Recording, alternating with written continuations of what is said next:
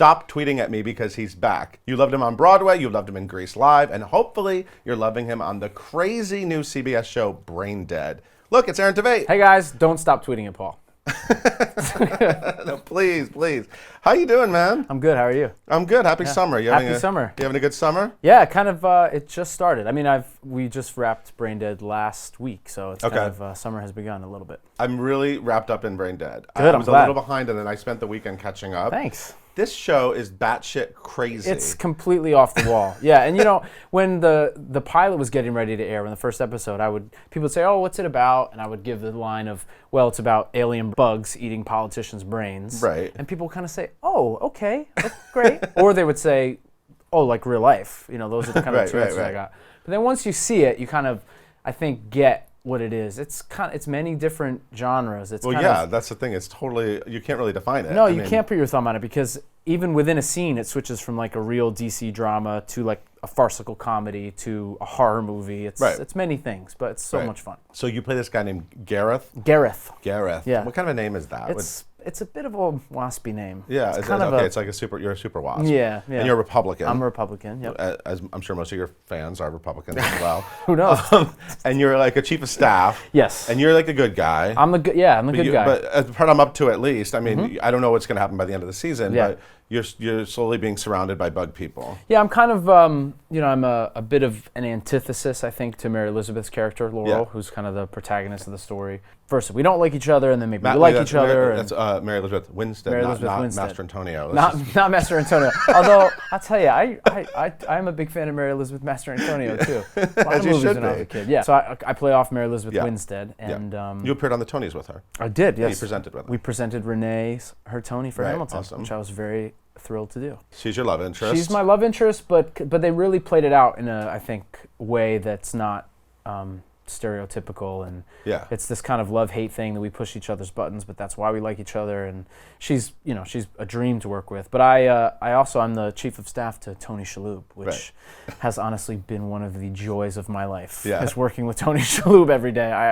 I have absolutely no idea what's going to come out his mouth at any given time, and it's been a dream. It's been great. I was thinking about what it must be like on the set, because obviously there are no bugs on the set. There's no bugs. That's all added later. Yep. And they're really creepy. I mean, there's a lot of it's a lot of like I believe I've had a few nightmares about about this. And so many people say to me or tweet at me that they can't look now that at you're on Twitter. ants in their now that I'm on Twitter, ants that are in their house or anything. But yeah, it's a little creepy. Yeah, it's gross. So they're not on set, obviously. No. When we shoot it, there's just they put little green dots where the bugs will be, and we have to react to the dots. Yeah. Bugs crawl inside people's brains. Basically what happens is these bugs bore their way into people's brains and eat half of their brains. Right. And so basically they become a little empty-headed.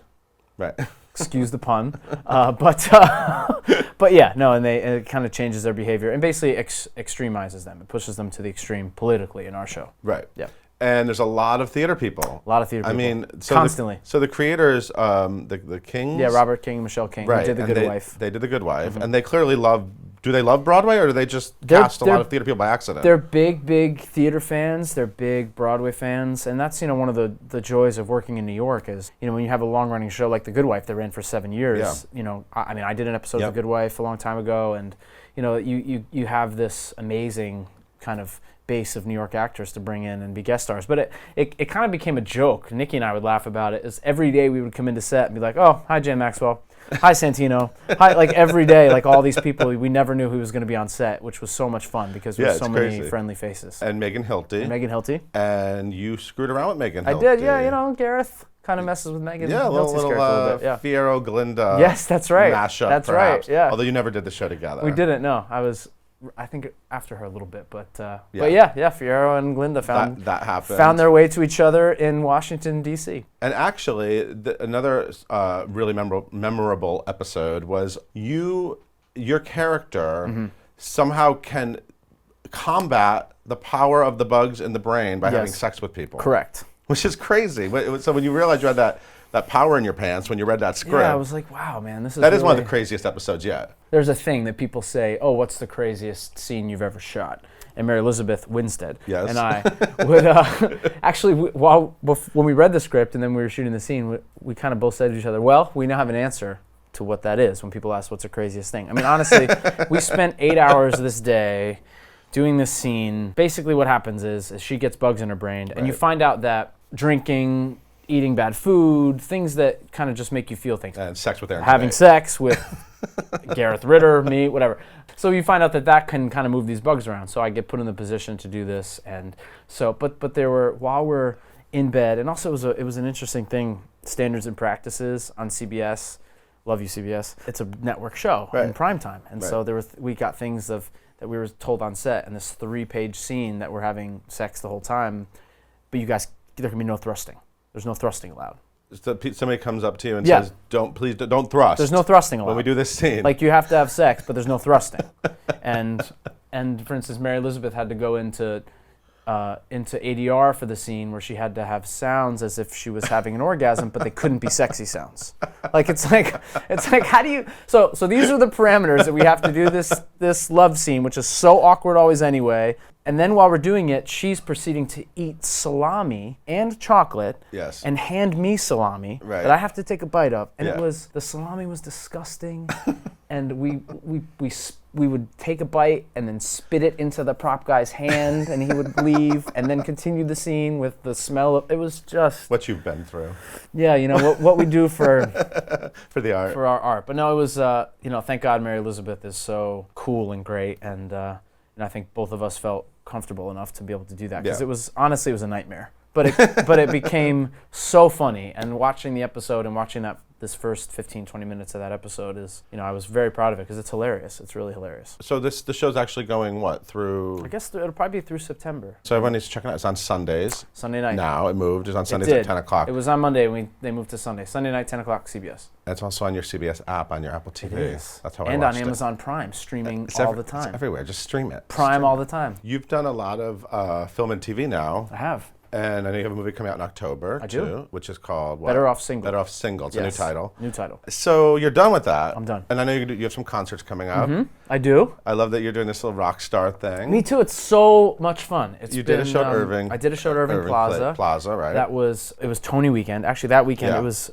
The show premiered, I was presenting on the Tonys, and had a show at Irving Plaza, and it was, what a wonderful weekend it was. I was very happy about that. But the show at Irving Plaza was great, and Live Nation, who runs Irving Plaza, approached me after Elsie Fest last year to do kind of a rock show there, and then that created the relationship with Live Nation. And they said they wanted me to go to the House of Blues. So you're doing the House of Blues in Boston, which is a great venue. I've been there. Great venue. That's really cool. And then I'm opening. This is crazy. I still think this is insane, even to say. I'm opening for Gavin DeGraw and Andy Grammer at Bethel Woods. It's upstate. Yeah. It's where Woodstock was. It's the original. Woodstock it's was the not in site. Woodstock. It's the site of the original Woodstock. Right. And they created this huge venue. Yeah, they have this amazing natural outdoor amphitheater there. Where they built this amphitheater into the wall. I have. For shows? What have you seen? I've been there to the museum. I've not been in any shows. They have a museum there for music and Woodstock. My parents have gone to a bunch of shows there.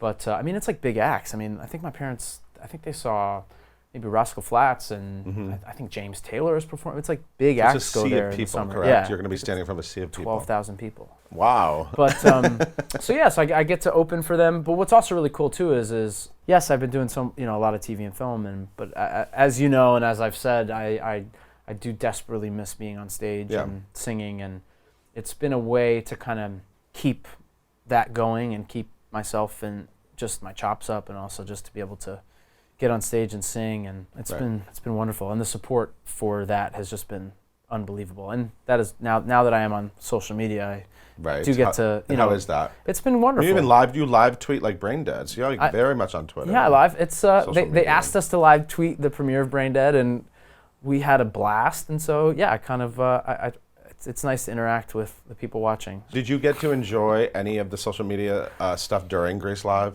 You were busy. No, we didn't. No, but they did tell us afterwards that it did Super Bowl numbers. I guess they do these impressions for what happens on social media, and we did over 1 billion impressions with a B, which is what the Super Bowl does. Yeah, they were telling this afterwards at the party, and we were like, wait, what? What are you talking about? Yeah, it was. I guess it was a thing. Yeah. It was so entertaining. Yeah. That was one of my favorite TV events ever. Have you gone back and watched it? It's on Netflix now. You can watch it right now. We actually, as a cast, we got together and had brunch the next day and watched it. Did anything surprise you when you watched it? You know, I think the thing that was the most surprising was just the scale of it. Yeah. How big it looked on television. Yeah. You know, Tommy Kail did a wonderful, wonderful job. I think keeping us focused on what it was, and we just had no concept of the size of it. Right. Again, because we started in a like any other play. I mean, we started in a rehearsal room with tape on the floor, and yes, when we got to Warner's, we saw that these sets were amazing. Yeah. But we had honestly, we had so much to do that, you know, we could just only focus on what we had to do. And like I said, Tommy did such a fantastic job kind of keeping our blinders on. Yeah. But then watching it the next day, I think we were all kind of like, holy shit, what did we just do? All kinds of crazy things happened. Like for example, the Twitter account, Aaron Tveit Shorts. Aaron Tveit Shorts, Aaron Tveit shout out Shorts. to Aaron Tveit Shorts. I don't know who it is, no. It's just a person. I think it's hilarious. That's the other thing that I have learned about social media is that I really try to, I mean, honestly, I still keep it close and I'm very, you know, cautious of it, but it's just fun. You know, yeah, exactly. You can have a lot of fun with it. And right. Like something like that, like somebody made an account from my ridiculous shorts. And the funniest thing is I knew that was going to happen. I knew that, not the shorts, but I knew that these shorts were coming. Right? I knew that. Right, and it was an homage to John Travolta's the whole scene in the movie. But the other guys in the scenes were all wearing the basketball shorts too. But even in rehearsal, when we all came out in our costumes, everyone was laughing at me. I'm like, there's 8 other guys in the same shorts. Why are you laughing at me? I mean, I do have like enormous legs, but anyway, it was very funny. But it was. But that whole section was one of my favorites. That was one of the things that they took Magic Changes from the stage show that was awesome. and put it into our version, and the way that they had Jordan singing and me kind of doing that was one of my favorite parts of the whole thing. I loved watching you dance your ass off. I mean, there was like crazy dancing. Yes. I was so scared, and I was like, oh my god, I feel like you're gonna fly into a camera or. It was so much fun. And that golf cart. I thought that golf cart was going to tip over. Remember that? I didn't even know that happened because I was driving the golf cart in front of it. Yeah, you were in front of it. But you know, we did hear afterwards because it technically went so well on the night that I think the golf cart thing was actually good because it showed that it was live, and it was live. Yeah. You know, because it just went off so well that people were like, "Oh, this isn't live. No way, this is live." But the patience that was shown, you know, because I just can't. But they were all so supportive, and I forgot you could dance like that. Well, thanks. It was crazy. It was great. And now Tommy Kail. Kail. Yeah. That was amazing. And now he has like a production company. Yeah. Right. So maybe you should go to him with some project ideas. Right? What do you want to do with Tommy Kail on TV? I want to do anything with Tommy Kail on TV. So yeah, hopefully something else. Again, he's one of these directors that.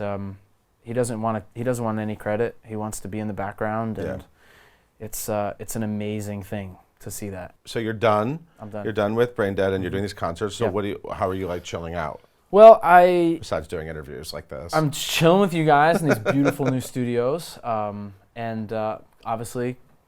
I'm playing some golf, which is naturally, of course. That's why I have this weird pseudo tan, where this is very white, and so that's the golf tan. What I'm do you wear? My arms. Do you wear like a very like an official like a golf? I wear a golf outfit. You wear a golf outfit? Yeah. Okay. Yeah. Sorry. I wear a golf outfit. No, it's like there's like golf. And you have your own clubs. There's like golf style. It's a whole thing. Yeah. They're like in your apartment right now. There's like a golf bag. In my trunk. Yeah, in my trunk of my car. Oh, it's in your trunk. Okay. You just all right. And you like go around and. Yeah.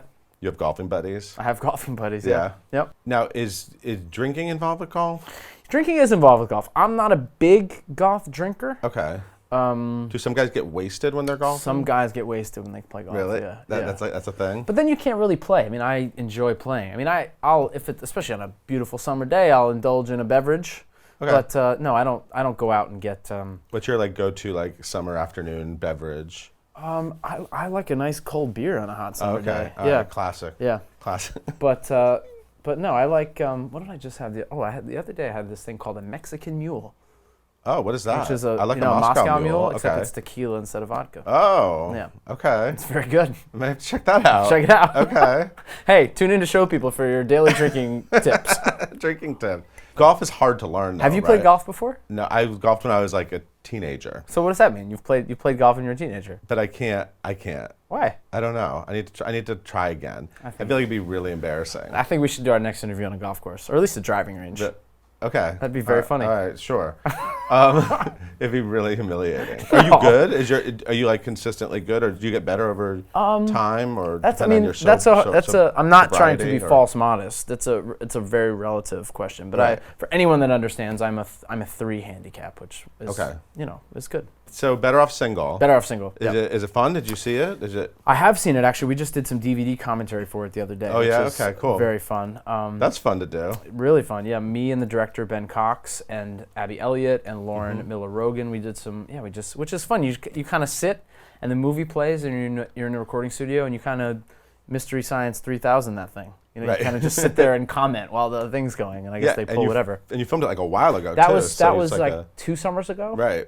But yeah, that's similar case to Undrafted that just came out. That Yeah, was yeah. 3 years ago we filmed it. Right. But that's these independent films, they just take a while to get distribution and all that. I love all the different kinds of roles you've been playing. Like, Yeah, it's wonderful. It's real variety. It's different kinds of roles, and also just the fact that all the different stuff I get to do. I feel very grateful for the difference in the work that I've been given. It's and great. then you'll be back on Broadway, what, next year, next spring? I hope so. You said recently in an interview with the British newspaper, you said you wanted to play Carousel, you want to do Billy Bigelow, which Yeah. I would lose my mind. That's like my favorite show. Yeah, me too. So I want you to do that. Yes, At that'd be some nice. point. I mean, you can do that. There's plenty of time. Yeah, I think I'm maybe. I mean, depending. I might be still a little young, so that's one that I can play for No, Billy the next Bigelow few can be years. older. Yeah. He just gets more interesting the older he Yeah. gets, I think. Yeah. And you were awesome in Assassins. Oh my God, I Thanks. just want to give that shout out because I would still love to see that production. Thank you. Again. That was a wonderful experience to be in London, and I made great friends, and working with Jamie Lloyd, the director, and working on stage with Jamie Parker and Andy Nyman and Catherine Tate, these Yeah. amazing people. It was awesome. What do you look for in these roles? Like you said, you have these movies maybe you're negotiating for now. Like, what kind of things like excite you? Like, what? I don't know. I mean, it just seems like you've done so much. Like what gets you going? I don't know. I do look for kind of more. I don't want to say messed up, but more offbeat, more flawed. I'm very interested in flawed characters and flawed people because we're all flawed and Right. imperfect, and I think that's what's interesting, to find the humanity in that stuff. That sounds so like finding him, but I'm serious. Like, it's not what I look like. I was just sitting right here like listening to myself talk, but I do mean that. And then so in this Better Off Single thing, you play like a guy who. Yeah, it's a guy who is totally in his head about a previous relationship and can't get out of his own head. And the movie kind of drops in and out of these fantastical scenes that play out in his head and then right back into reality. And that's something that I think they succeeded really well in. Is I was worried that because it lifts and goes back that the tone would be uneven, yeah. but it's really, really greatly done. But yeah, it's about this guy trying to get over this girl that he can't get over, and then finally kind of coming to terms with who he is without her. But what's interesting is so many times we see those kind of romantic comedies told from a female perspective. So to kind of look at it from a male's perspective. Nobody knows much about your actual dating life. You like to keep that very private, don't We you? do, yes. And can you ever picture a moment where you're going to suddenly be like, this is who I'm dating? Yeah, I mean, I guess. Depending on like how serious. Yeah, I think Yeah. so. Yeah, I don't know. I mean, I don't think it won't be like me posting like on here I am walking down the beach with somebody. I mean, like you won't see that. But no, I think that if I'm if I'm in something serious and it's Right. I'm not I do like to keep it. You're not like secretly married. No, I'm not. I like to keep that stuff personal because I think it is personal, and I think it honestly has nothing to do with With your my work. work. But I'm not hiding anything either. Right. So yeah. No, I actually like when actors have sort of, the more you know about an actor's personal life, the less interesting they tend to be. I think so. I mean, that's how I feel. As long as you're not like a serial killer. No, I'm not. right? I'm As not a long serial as- killer. I'm not secretly married. No. Yeah, I'm just.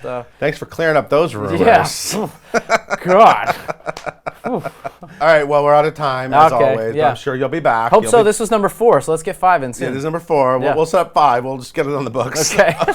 Hopefully when you're doing a Broadway show. But Hopefully. if not, you can come back anyway. I hope so, and thank you guys. You're always yeah. welcome back. So everyone needs to check out Brain Dead. Yep. It's super fun. If you haven't seen it yet, Check just it out. like binge it. Yeah, Because you'll really enjoy it. It's an easy show to binge watch. Yeah. Check it out. It's so much fun.